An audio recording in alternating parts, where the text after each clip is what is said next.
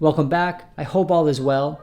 A few videos ago, we spoke about non-essential elements to a private practice. One of those was a logo.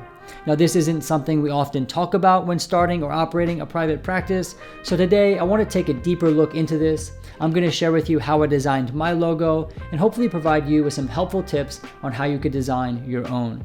But before we do, if you haven't done so already, please do go ahead and subscribe down below and hit the thumbs up button on this video. It really is helpful, but only if you want to.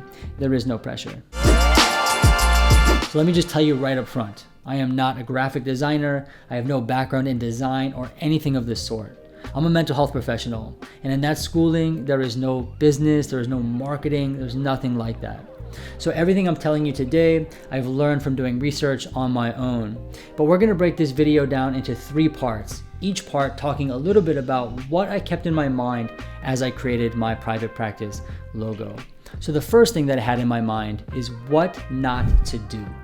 The second thing I was thinking about was how do I keep my logo personal? And third, how do I keep my logo minimal? So let's talk about each of those now. So there's a few things that fall under the category of what not to do. And the first thing I realized was that I should not try to be a graphic designer because I'm not one. I would often look at popular logos and think that I could simply recreate one for myself. That is absolutely not the case, and I learned that very quickly. I recognized that I needed to stay within my own creative limitations, which are actually quite limited. So if you see my logo, you recognize that it's simply a set of initials that are my own and a simple square. When I was trying to go beyond this or create things that I was not capable of, I found myself wasting a ton of time and my logo would look horrendous. I needed to stick within my own limitations and my own bounds. So the second thing you shouldn't do is to jump at the very first thing you create or see. I created an initial logo and it was horrendous. I'm actually not going to show it because it's that bad, but I remember creating it and taking a look at it and saying, yes, this is awesome. I was very close to putting it on my website and on all my documents and just going with it. However, I remember someone had told me you should at least spend some time thinking about it, walk away from it, then come back and see if you still feel the same way. I took that advice, thankfully, and I stepped away. I think it was a couple days, and I came back and I looked at it and I said, oh, that's bad. It was horrible. And so thankfully, I did not post it anywhere. And then I created a second edition of my logo. And although I didn't rule the first one out, I did have 2 to choose from and think about and mull over in my mind. And ultimately, I went with the second one. So yes, do not jump at the very first thing you see or create. At least have a couple options and walk away from it and then come back and decide. So the third thing you shouldn't do is be the only one to look at your logo. You definitely want someone who will give you helpful and honest feedback. Take a look as well. I remember when I created my first and second logo, I had someone I knew would give me helpful and honest feedback look, and that's exactly what they did. They confirmed that my first logo was pretty bad and shouldn't go live, and then they took a look at my second one and they confirmed that they thought it was okay, at least good enough to present and move forward with. And I was really thankful for that feedback.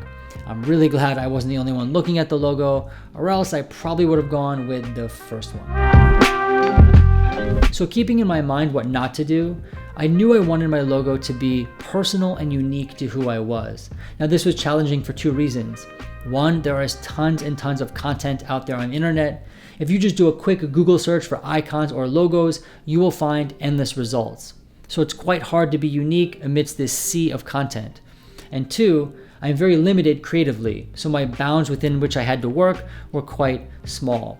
So I struggled to think about what could be unique to who I am, but still kind of creative. That's when I decided, yes, my signature. No one is gonna have that. It's only gonna be mine. I'm the only one with that particular handwriting. But I realized that a signature, even aesthetically, might be too long and weird as a logo. And that's when a light bulb went off and I thought that my initials would be a great alternative. Now that being said, I also thought the initials might be a little odd as a standalone logo, which is why I then decided to add the square around that. And so that's how I came up with my logo. I also wanted my logo to be minimal, simple, and clean. This was both personal preference and something to consider if you're designing a logo for the first time. I mean, think about math. you don't start with the most complex equation.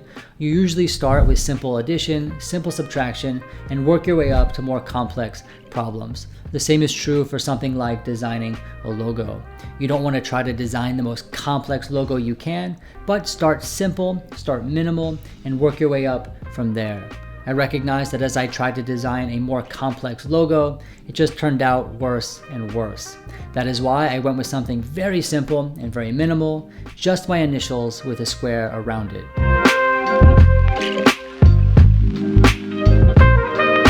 So that is it, just a quick video for today. I hope this was helpful for you. I hope you learned something. And until next time, I look forward to seeing you soon.